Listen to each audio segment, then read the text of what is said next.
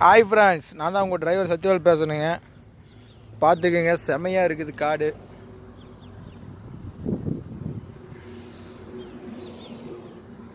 சுற்றியுமே வெட்டார வெளிங்க, செமையாக இருக்குது. இங்கே தான் நம்ம பார்க்கிங் இருக்குது. பார்த்துக்குங்க, நம்ம வண்டி அந்த ஸ்கூல் வேனுக்கு பக்கத்தில் நிற்கிது பார்த்தீங்களா, 12 வீலு. அதுதான் நம்ம வண்டி. இன்றைக்கி லோடு ஒன்றும் ஆகலைங்க, அதனால் இருக்கிற